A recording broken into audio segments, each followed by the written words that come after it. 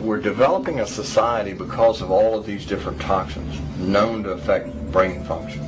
We're seeing a society that not only has a lot more people of lower IQ, but a lot fewer people of higher IQ. In other words, a dumbing down, a chemical dumbing down of society. So everyone's sort of mediocre. That leaves them dependent on government because they can't excel. We have these people of lower IQ who are totally dependent. Then we have this mass of people who are going to believe anything they're told because they can't really think clearly. And very few people of very high IQ who have good cognitive function who can figure this all out. And that's what they want. So, you can kind of piece it together as to why they so insistent in spending so many hundreds of millions of dollars of propaganda money to dumb down society. The secret organizations of the world power elite are no longer secret.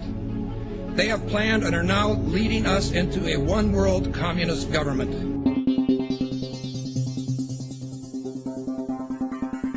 It's no longer a theory.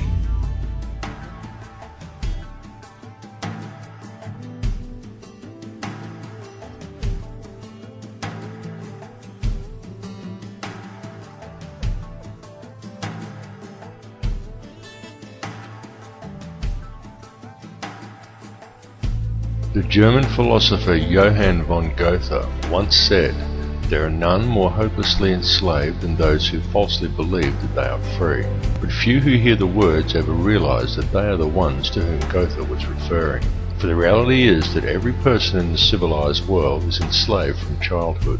They are enslaved in a prison without walls or bars, and so few ever realize it, but all are enslaved nonetheless. And what the people of the world are enslaved to is a system of perpetual self-generating debt that is created for them wholly by design by private international banking interests. And the people are taught from an early age to just accept this debt because this is just the way things are. But the reality is that this is not just the way things are, but more the way things have been designed. And all one has to do is to glance around them at the state of the world today to realize that though this is the way things currently are, it is most definitely not the way things should be. The most powerful and useful tool a person can ever gain in their life is knowledge. For with knowledge comes wisdom and a deeper understanding. And real truth can be exhilarating because real truth will set you free. Now whether you believe in the Illuminati or not, whether you take the time to listen to so-called conspiracy theories or not, there are some things that should be clearly understood by all. These are not conspiracy theories by any stretch of the imagination. They are well documented, quite traceable, and very provable facts. And these facts are as follows. There is one ruling bloodline that exists on this earth. This ruling bloodline is very old. It is the same bloodline that has always ruled the earth ever since the days of ancient Egypt, and it is very pervasive. For example, many people think that anyone can get to be President of the United States, but the reality is that all US presidents have been Freemasons, and a large number of them are in fact related, and their lineage can be traced back to European monarchy, and in particular to the line of William of Orange. This elite bloodline can actually be traced back a good deal further than William of Orange, and even back as far as the royalty of ancient Egypt, and it is this very same bloodline that has ruled the earth ever since, and to which the British monarchy and the current US president can both ultimately be traced. Many people may be surprised to learn that US President George W. Bush is in fact the 13th cousin of Queen Elizabeth II, the current British monarch. Reverence for the royal bloodline and worship of Amun-Ra is still carried out in the world today, though it is veiled and secretive, but the symbolism remains true, as always, hidden in plain view. Adherence to such traditions is why each of the three city-states of London, Vatican and the District of Columbia all have their own obelisks. The London obelisk is also accompanied by two sphinx wrought in the image of Tutmosis, indicating that it is in London that the royal bloodline actually resides. The fact that out of all the pharaohs to choose from, the London Sphinx depicts Tutmosis is actually very telling indeed for a number of reasons, but that is another tale. The British monarchy is steeped in ancient traditions and symbolism, and they do not attempt to hide these connections. They just don't mention them or answer questions about them. But the signs and symbols are right there for discerning eyes to clearly see, again, as always, hidden in plain view. Just a look at the royal coat of arms, the royal regalia and the coronation throne clearly demonstrates these connections. And the evidence linking these rulers to the one bloodline does exist. All the information to verify these claims lies within the public domain. It is up to each of you to connect the dots yourself. More importantly, however, is the fact that over the last 200 odd years there has developed behind this ruling bloodline another elite class, somewhat similar to a priesthood that remains hidden in the shadows.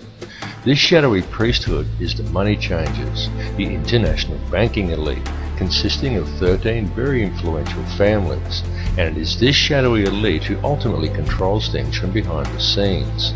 This control is achieved through covert manipulation of the global money systems and maintained through an intricate web of interconnected secret societies, through which control over the flow of all money, all resources, all food, and more importantly, all information through manipulation of the world's educational institutions and corporate media is also achieved.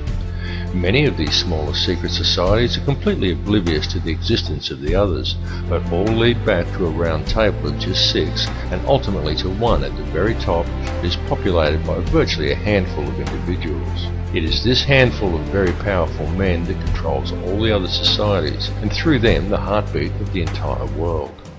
The society that sits at the very top was founded on Knights Templar traditions in Bavaria in 1776 by a man called Adam Weishaupt, and this is the Order of the Illuminati. The man who commissioned Weishaupt for the task was Mayor Amschel Rothschild, and it was done in order to carry out a plan conceived by Rothschild and the heads of 12 other families at a secret meeting that took place in 1773. These families included the Warburgs, the Schiffs, and the Oppenheimers. The Illuminati has since become the most powerful society in the world, and in the last 230 years it has been instrumental in helping the Rothschild family accumulate over 1/2 of the world's total wealth, at the cost of quite literally millions of innocent lives. The hoarded wealth of this one family alone could comfortably feed, clothe, and house every man, every woman, and every child on Earth. And this is just one of the 13 Illuminati families.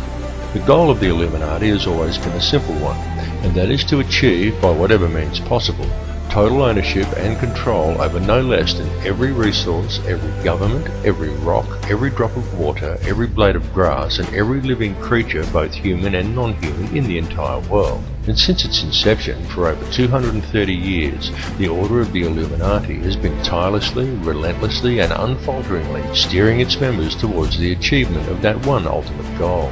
Through secrecy, they have so far been extremely successful in their endeavours. In fact, so much so that we are right now living in the time when they intend to see this long-spanned work come to fruition.